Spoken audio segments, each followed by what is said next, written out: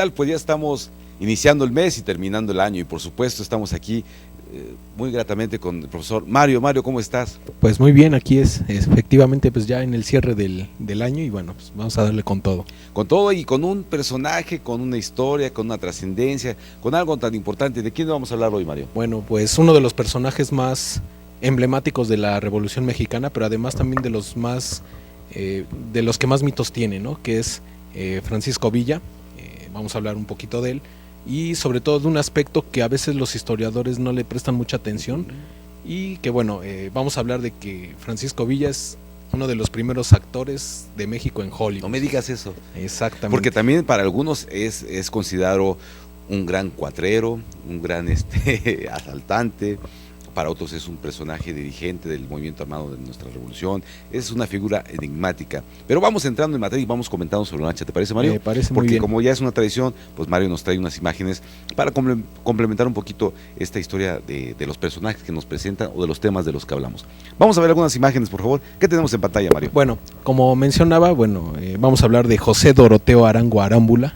Ese es el nombre real de Francisco Villa y sobre él hay muchos aspectos mitológicos, ¿no? Es un personaje donde no sabemos dónde empieza la parte real y dónde termina el mito y en gran medida se debe precisamente a esa parte donde él permite que se filme, venga una compañía americana a filmar sus batallas y él se convierte en un actor, ¿no? Él forma parte de esas filmaciones.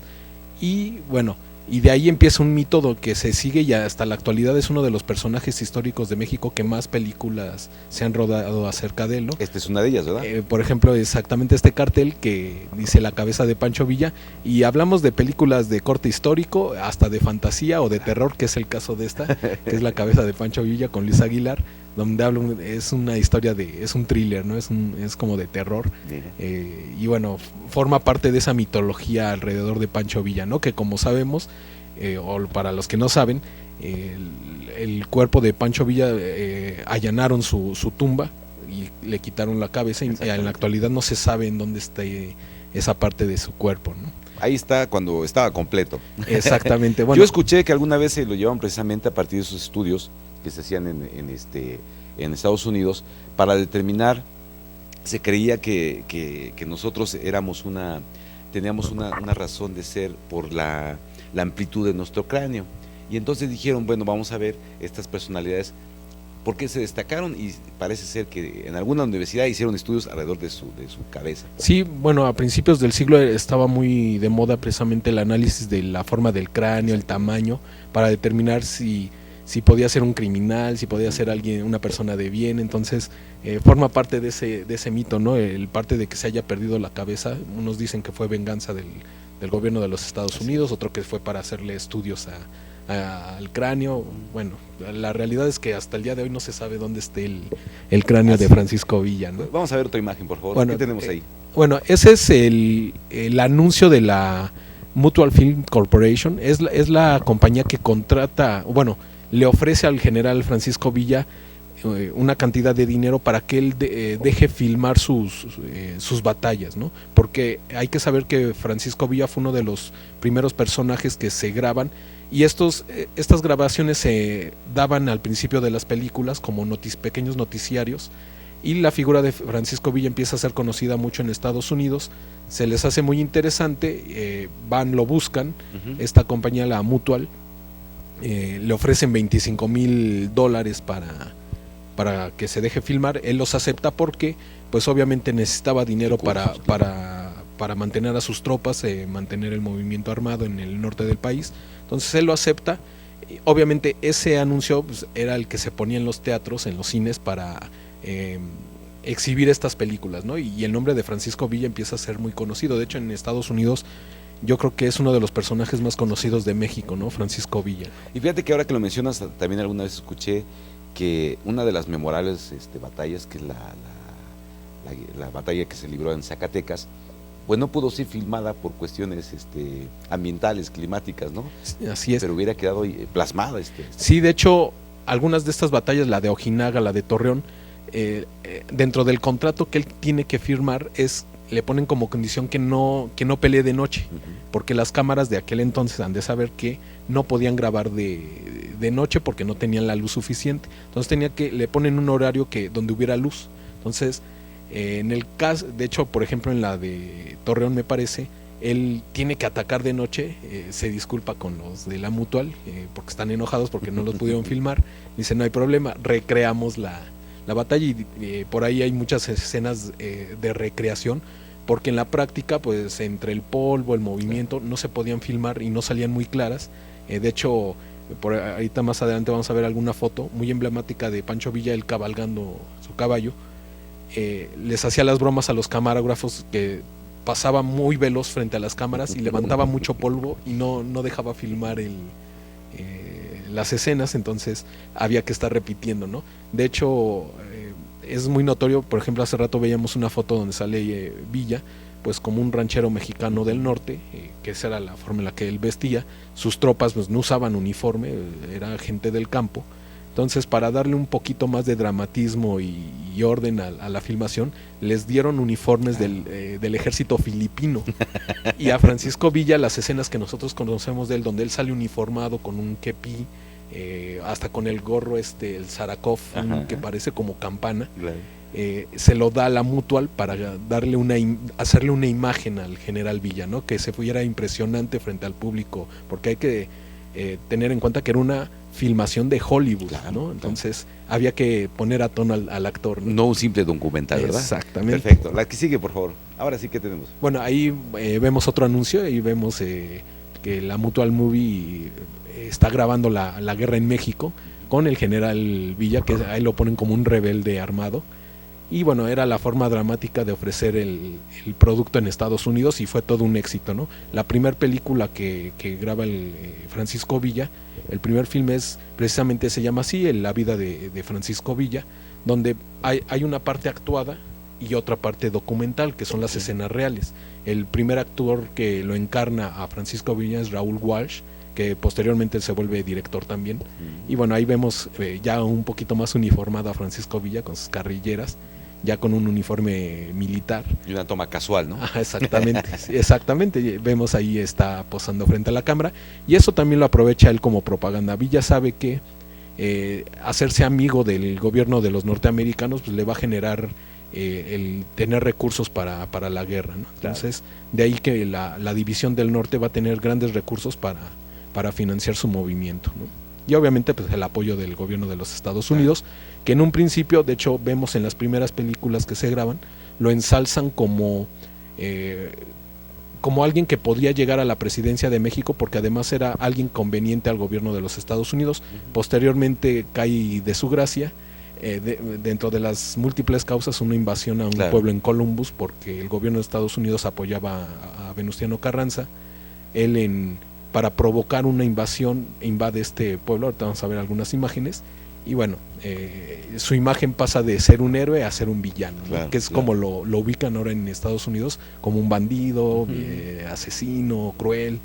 Entonces ahí vemos precisamente una de sus tomas casuales, ahí vemos la cámara, y él perfectamente uniformado, cosa que en la práctica pues no era real. Él más bien andaba como campesino. Claro. Esa es la escena que les menciono, donde él echaba a todo galope el caballo encima del camarógrafo. Ahí lo logran captar, y es una de las fotos emblemáticas de Francisco Villa a galope, pero les molestaba a los camarógrafos porque lo frenaba en el momento que llegaba junto a la cámara y levantaba mucho polvo y ya no se veía nada, ¿no? Okay.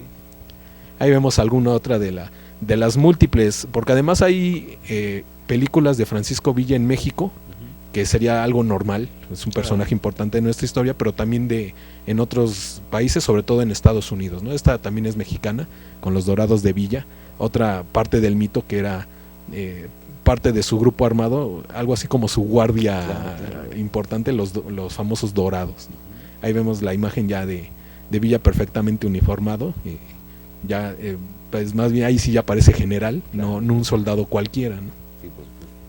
Ahí vemos precisamente con una cámara, está ahí con los de la Mutual Film, vemos una de las cámaras con las que están grabando sus escenas, ¿no? Entonces ahí está ahí platicando, jugando con los integrantes del staff, ¿no? Y ahí vemos la famosa, también esas escenas son famosas por el gorro. Hay que tomar en cuenta que el Sarakov no era un sombrero muy común aquí en México, porque es un sombrero que se utilizaba para las tropas que andaban en África, en lugares muy muy calurosos. Entonces, aún entre sus compañeros revolucionarios se les hacía muy extraño ese gorro, y es con el que identificamos ahora a Francisco Villa, ¿no? El Sarakov. Okay. Y bueno, como mencionaba, de héroe en las primeras películas que filma con Hollywood, lo pasa a villano, ¿no? Ahí vemos un periódico donde dice que Francisco Villa ha asesinado a 20 americanos y la Fuerza Armada de los Estados Unidos invade México, ¿no? En busca, de hecho le llaman la campaña punitiva, donde vienen a buscar a Villa para pues castigarlo por haber invadido, que además es la última invasión que ha tenido Estados Unidos dentro de su territorio, ¿no? Entonces, es un dato muy importante, Mario, porque fíjate que los chicos quizás no conozcan esta parte donde quiénes son los países o las personas que han osado atreverse a invadir a esta gran potencia. Pues bueno, tenemos que nada más 2 veces los han invadido en su propio territorio. Una fueron los ingleses, poco después de haberse independizado, y eso había sucedido casi 100 años o un poquito más de este evento de Francisco Villa, que él se cruza la frontera de México. Hay que tomar en cuenta que Villa nace en Durango, entonces él conocía perfectamente la sierra, andaba constantemente en la frontera, cruzaba constantemente la línea con Estados Unidos. Entonces él prepara una invasión en gran medida para provocar al gobierno de los Estados Unidos, invada México para que el gobierno de Venustiano Carranza cayera, ¿no? Ya para esos momentos el ejército de Villa estaba debilitado. Con un grupo de hombres se lanza a un pueblo cercano a la frontera que es Columbus, lo invade, lo asalta, lo incendia y se regresa a México. El gobierno de los Estados Unidos, sin ningún aviso, manda un grupo armado a buscarlo. De hecho es la última invasión que ha tenido México, para cazar a Francisco Villa, y para fortuna de Villa pues jamás lo pudieron encontrar, a pesar de que mandaron un grupo del ejército muy muy preparado. De hecho el general que venía al frente, John Pershing, va a ser uno de los personajes destacados en la Primera Guerra Mundial, y junto con él venían unos tenientes que van a ser personajes básicos en la Segunda Guerra Mundial, que es George Patton y Eisenhower, que va a ser hasta presidente de los Estados Unidos, y no lo pudieron agarrar, ¿no? Nada más y nada menos. Nada qué importante, más. qué importante, Mario. ¿Qué estamos viendo? Esa es una fotografía precisamente del pueblo de Columbus, donde horas después de haber sido atacado por Francisco Villa, y vemos que el pueblo pues está totalmente quemado, y es una de las pruebas que ofrecen el gobierno de los Estados Unidos para ir a cazar a Villa, ¿no? Esas fotografías. Porque no solo mandan a su comitiva, sino que además se ofrece una muy jugosa recompensa, que es la que estamos aquí. Ajá, exactamente, ese es uno de los carteles, así como en las películas del viejo oeste, que se ofrece una recompensa. Bueno, eso era realidad, por Francisco Villa y algunos de sus integrantes ofrecían $5,000 de recompensa para quien diera informes o lo entregara vivo o muerto, ¿no? A Francisco Villa. Y curiosamente las fotos que utilizan para el cartel son las fotos, el material que tenía, el material que tenía la Mutual Film.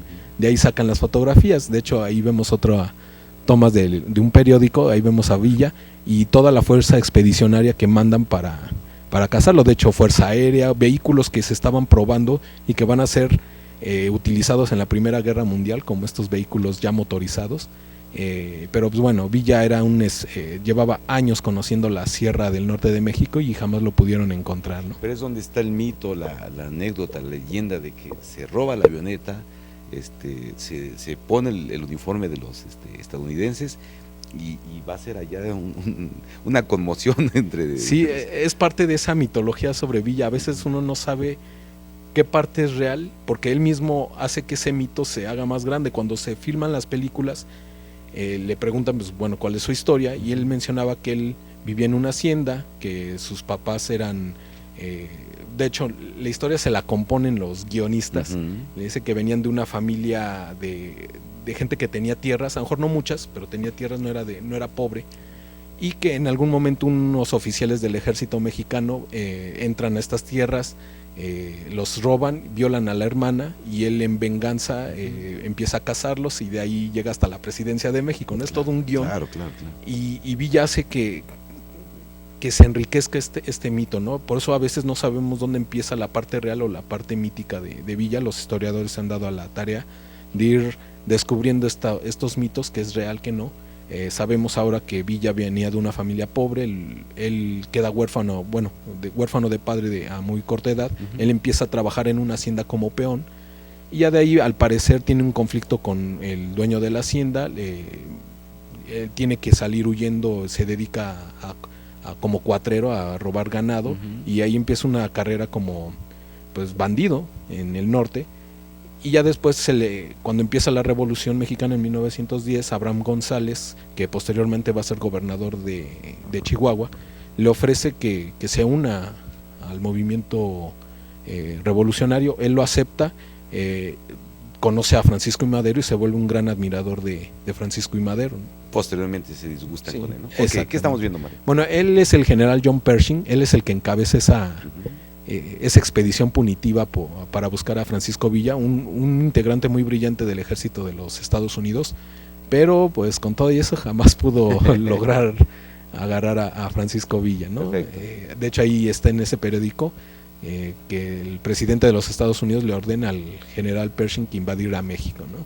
Y lo hacen literalmente, pero pues no hubo éxito. Aquí vemos una imagen de un teniente en aquel entonces también que formaba parte de esa expedición y que va a ser uno de los miembros más brillantes del ejército norteamericano en la Segunda Guerra Mundial, George Patton. Fue uno de los generales que revolucionó la guerra y de hecho tiene varios inventos que se utilizaron de vehículos acorazados y bueno, fue como parte de la historia que a lo mejor veremos un poquito más adelante. En la Segunda Guerra Mundial él fue el señuelo para que desembarcaran los aliados en Normandía, ¿no? Claro. Y aquí está Dwight Eisenhower, también en aquel entonces teniente coronel del ejército de los Estados Unidos, que también formó parte de esa expedición y que en un futuro también él va a ser el que va a dirigir ese desembarco en Normandía, curiosamente, y terminando la guerra, posteriormente se va a convertir en presidente de los Estados Unidos, ¿no? O sea, no mandaron a cualquier fuerza a buscar a Francisco Villa, ¿eh? Y bueno, lamentablemente la primera película que se filma de Francisco Villa, esta de la vida de Pancho Villa, se ha perdido, no se sabe o hasta el momento no se han encontrado restos de la película completa, pero un investigador aquí en México se dio a la tarea de andar buscando los rollos, a ver si los encontraba en algún archivo en Estados Unidos, y se encuentra 15 rollos. Señor se llama Gregorio Rocha.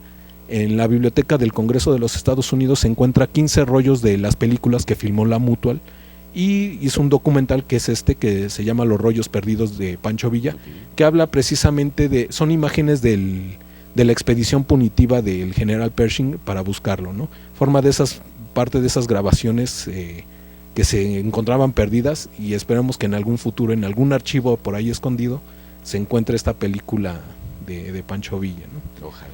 Y curiosamente, esta película es de 2003, se llama Presentando a Pancho Villa, y habla precisamente de las filmaciones que hace la Mutual con Pancho Villa. Es una película de las películas. Exactamente.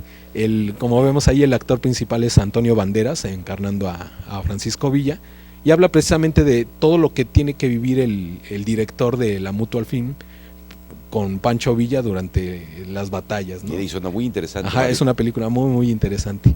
Y bueno, hay otras películas que se grabaron posterior. Esta tiene escenas reales, se llama La venganza de Pancho Villa, donde se rescatan algunas escenas que había filmado la Mutual Film para reivindicar un poco la imagen de Pancho Villa que se había hecho en Estados Unidos, en donde se utilizan escenas reales de las batallas de Francisco Villa, ¿no? Que son las que a veces comúnmente vemos en los documentales.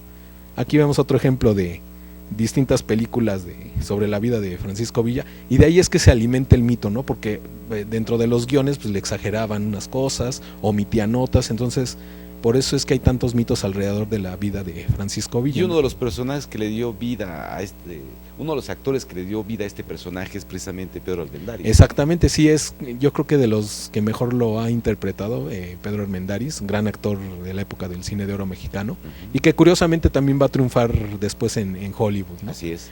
Esta Con es, el mismo John Wayne. Exactamente. Bueno, se llama Vámonos con Pancho Villa, una de las películas más importantes de la cinematografía mexicana. Esta parece ser más adaptada a la historia verdadera, ¿no? Exactamente, sí, de hecho está elaborada con partes de la vida real de Pancho Villa. Cuenta la historia de unos campesinos o gente del campo que se quiere unir al grupo de Francisco Villa hasta que lo conocen. Un tanto dramática la claro. película, pero está considerada dentro de las mejores películas que se han filmado en México. Como les mencionaba, también se han hecho películas. Posteriormente en Hollywood lo siguió utilizando como un referente, como una figura interesante para hacer películas. Por ejemplo, esta que se llama Villa Cabalga, con Jules Briner, también un gran actor de Hollywood, y Charles Bronson, que también por ahí aparece. Claro. Entonces, seguía siendo una figura que el público norteamericano quería seguir consumiendo, ¿no? Las historias míticas de Francisco Villa, ¿no? Okay. Aquí vemos alguna otra filmada en Estados Unidos, con Wallace Berry. A veces había unos actores no tan reconocidos, otros más, pero como vemos, era una figura de la cual se hacen cualquier cantidad de películas, ¿no? Hay tela de dónde cortar. Aquí vemos otra, igual que es Pancho Villa, con Telly Savalas, interpretando a Francisco Villa. Entonces, como que el tema no se agota, ¿no? Lo veían de distintos matices y se hacían películas, ¿no? Y el público norteamericano lo consumía. Sí. Y en México, pues no se diga, ¿no? Como mencionaba, desde películas de fantasía como esta del cartel del Tesoro de Pancho Villa, que hasta con luchadores salía, ¿no? ¿Qué tal? Entonces, y bueno, muchas de estas películas están basadas en novelas o en biografías que se escribieron de gente que convivió con Pancho Villa. Por ejemplo, este investigador Friedrich Katz, que tiene una de las mejores biografías que se han hecho sobre Pancho Villa, y que a lo mejor no tocan tanto la parte esta del actor, ¿no? Pero sí de la vida real de Pancho Villa, sus orígenes y cómo llegó a ser un personaje tan relevante en la historia de México. El ser humano. Exactamente. Okay. Y bueno, Martín Luis Guzmán, también un gran escritor mexicano, él hace las memorias de Pancho Villa, también un documento muy importante para conocer la vida de Francisco Villa, porque él estuvo un tiempo junto con él en su ejército, ¿no? Ella andaba como reporteando, y él escribe sus memorias ya después de muerto, ¿no? Aquí vemos otro cartel ahí con la emblemática fotografía de Cabalgando, que es La venganza de Pancho Villa, donde aparecen escenas reales de las batallas de Francisco Villa, ¿no? Y bueno, esas son nuestras imágenes del día de hoy. Perfecto, pero también por ahí tienes un video, ¿no, Mario? Exactamente. ¿De qué nos habla este video? Es un fragmento de algunas escenas reales que se han llegado a rescatar de Francisco Villa. Obviamente estamos hablando de cine mudo, ¿no? De cine silente. Claro. No había sonido, no se grababa el sonido, sino a veces se ambientaba posteriormente con música, pero aún así les resultaba impactante al público, ¿no? Y a lo mejor a nuestros alumnos hoy se les hace un extraño, ¿no? Que una película no tenga sonido, y sobre todo ver estas imágenes, ¿no? Que no son tan claras como uno puede ver un video actualmente, pero no dejan de ser documentos históricos de México, ¿no? Estas filmaciones. Sí, porque es importante, Mario, fíjate que como los chicos que nos hacen el favor de ver, solamente una probadita de este personaje, porque se habla que era una persona de campo, que llegó a ser cuatrero, roba vacas, asaltante, y que en algún momento de la historia de su trayecto, de su historia, vino a sentarse a la silla presidencial, junto con otro gran personaje también. Y hay una foto muy memorable, a ver si ustedes saben de a qué personaje me refiero, ¿no? También otro detalle que es muy conocido, por ahí decían que Pancho Villa nunca fue infiel a sus mujeres, ¿no? Sí, claro. Se casó muchas veces, pero nunca fue infiel. Sí, exactamente. Parte del mito decían que tenía una parte de ángel y otra de demonio, pero que además era sumamente mujeriego, ¿no? Y con todas las mujeres con las que estuvo, tuvo hijos. Entonces, por ahí todavía de hecho hay varios libros escritos algunas por hijas e hijos de Villa, y narran ahí su su perspectiva de historia de este personaje, ¿no? Que era su papá. Por supuesto. Pero ¿qué les podemos dejar de análisis a los chicos, Mario? Pues bueno, de entrada, ¿qué interés tenía Francisco Villa en la Revolución Mexicana, ¿no? Sabemos que todos los personajes que intervienen por algo. Entonces, sería interesante ver qué era lo que buscaba Francisco Villa en su pelea en la Revolución Mexicana. Perfecto. Yo, ¿sabes qué también les dejaría, Mario? Me gustaría que, ya hablamos de él, pero bueno, ¿y qué pasó? ¿Qué pasó? ¿Cuál fue el desenlace de Francisco Villa, no? Me gustaría que me contaran de qué murió o cómo murió. Eso sería importante saber, ¿no? Porque se especulan pues varias teorías respecto a su muerte. Ajá. Pero eso ya será tema de que ustedes investiguen. Mario, estamos llegando ya al final de este programa. ¿Algo más que quisieras decir? Pues nada, invitarlos a que nos sigan en los programas y además que este programa les haya interesado y que pudieran profundizar un poquito más en la vida de este personaje que es muy muy importante y además muy interesante la vida de Francisco Villa. Vamos a cerrar con este video que nos trae Mario. Por supuesto, invitarlos para que se queden aquí con más programación a través de DGES TV, porque DGES TV te ve aprendiendo. Muchas gracias y hasta pronto.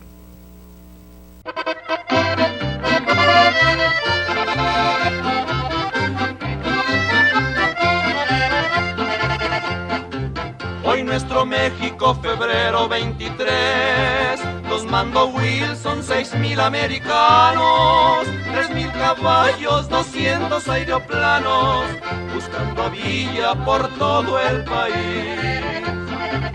Y comenzaron a salir expediciones, los aeroplanos comenzaron a volar por distintas y varias direcciones, buscando a Villa, queriéndolo tronar.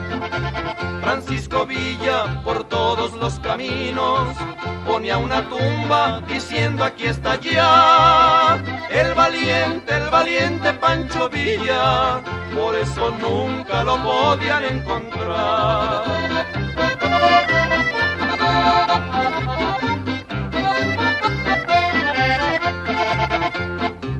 ¿Qué pensarían ay los americanos que nuestro suelo pretenden conquistar? Si ellos tienen muchísimos cañones, los mexicanos tienen lo principal. Los de a caballo no se podían sentar y los de a pie no podían caminar. Pancho Villa les pasa en aeroplano y desde arriba les dice goodbye. Cuando llegaron los vecinos a Chihuahua, en las afueras del pueblo de Parral, Pancho Villa les puso una emboscada de la que ni uno se pudo escapar.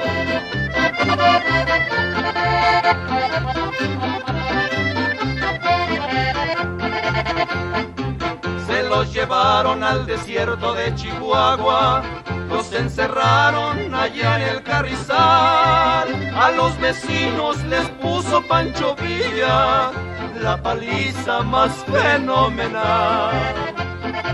¿Qué pensarían ay los americanos? Que combatir era un baile de carquís. Con la cara cubierta de vergüenza se tuvieron que volver a su país.